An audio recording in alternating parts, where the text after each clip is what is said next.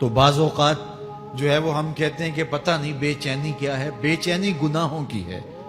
گناہ طبیعت میں بے چینی پیدا کر دیتا ہے، سکون نہیں آنے دیتا. اطمینان کی دولت چھن جاتی ہے جب کوئی شخص گناہ کرتا ہے. اور یہ لازمی نہیں ہے کہ وہ کسی کا حق غصب کرے، اس نے کسی کی عزت ہی پامال کی ہو، اس نے کسی کی آبرو پہ حملہ کیا ہو. اگر نماز چھوڑی ہے تو بے چینی یہ بھی کم نہیں ہے، یہ رب کی نافرمانی ہے. اگر اس کی نظر بھٹکی ہے تو یہ بھی کم بے چینی نہیں دیتی. اگر اس کا خیال بہکا ہے، اس نے زبان سے کسی کو دکھ دیا ہے، اس نے کسی کے لیے سب و شتم کا انداز اختیار کیا ہے، گالی گلوچ کا رنگ اختیار کیا ہے، تو پھر کیا ہوا کہ یہ بے چینی اندر کو توڑتی رہتی ہے. انسان چلتا پھرتا ہے لیکن اسے طمانیت نہیں ملتی، اسے سکون نہیں ملتا. سکون کب ملے گا؟ سکون تب ملتا ہے جب کسی سے زیادتی کی ہو تو اس سے جا کے معافی مانگ لی جائے، اور اس لجاجت کے ساتھ معافی مانگی جائے کہ وہ مجبور ہو جائے معاف کرنے پہ، تو پھر اندر طمانیت اتر جاتی ہے. اگر رب کی نافرمانیاں کی ہیں تو لیلۃ القدر کے دامن میں اس سے معافی مانگ لو.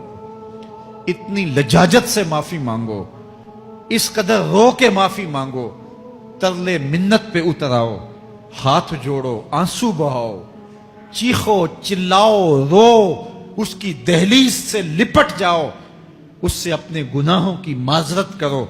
جب مالک نے معاف کر دی اندر کی ساری بے چینیاں مٹ جائیں گی، دل کو قرار مل جائے گا، دل کو تسکین نصیب ہوگی. تسکین اس کی دہلیز سے تمہیں ملے گی، یہ اندر سے پھوٹتی ہے، باہر سے نہیں آتی ہے. تسکین کے قافلے اندر ہی اترتے ہیں، اندر سے اس کے سوتے پھوٹتے ہیں، اس کے چشمے پھوٹتے ہیں. ہم باہر سے ڈھونڈتے ہیں، باہر سے تسکین نہیں ملتی، یہ اندر سے آئے گی.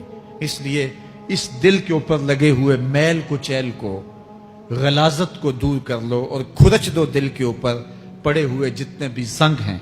تو پھر نتیجہ کیا ہوگا؟ دل ستھرا ہوگا، مصفا ہوگا، مزکا ہوگا، تو پھر دل پر نور ہوگا، تو پھر آپ کو زندگی گزارنے کا لطف اور سرور اور مزہ آنے لگ جائے گا.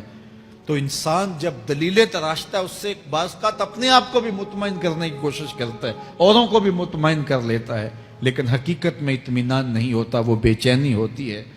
تو اللہ تعالیٰ جل شانہ اس کہانی کو بیان کرتے ہوئے ایک اور مضمون کو بیان کیا، اور یہ بالکل درمیان میں جملہ معترضہ کے طور پہ جو ہے وہ نظر آ رہا ہے کہ بات تو چل رہی ہے، تو اچانک اللہ اپنے محبوب سے مخاطبہ فرماتا ہے، کیا ارشاد کرتا ہے؟ لا تحرک بہ لسانک لتعجل بہ. تو یہ اچانک بات کیوں آ گئی؟ اصل بات یہ تھی کہ جب وحی نازل ہوتی تو آقا کریم علیہ السلام ہمہ تن گوش ہو کے اس وحی کو سنتے، پھر اس کو محفوظ کرنے کی فکر ہوتی کہ جو میں نے سنا ہے وہ اچھی طرح مجھے یاد ہو جائے.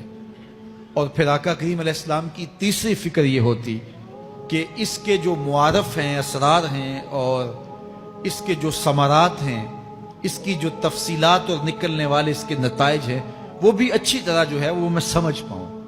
تو یہ تین مشقتیں بیک وقت حضور گوارا کر رہے ہوتے.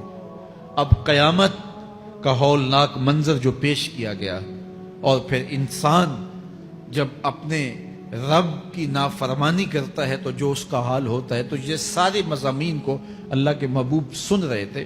حضور کے قلب اطہر پر گرانی آئی، اور میرے رب کو کیسے گوارا تھا.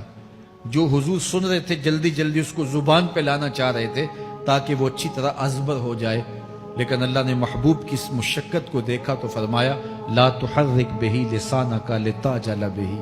محبوب آپ اپنی زبان کو جنبش نہ دیں، آپ جلدی کرتے ہیں تاکہ وہ جو میں نے سنا ہے وہ میری زبان پہ آ جائے. ان علینا جمعہ و قرآن، یہ ہمارے اوپر ہے، ہم آپ کے دل میں جمع بھی کریں گے، جو آپ کو سکھایا ہے وہ آپ کو یاد بھی رہے گا.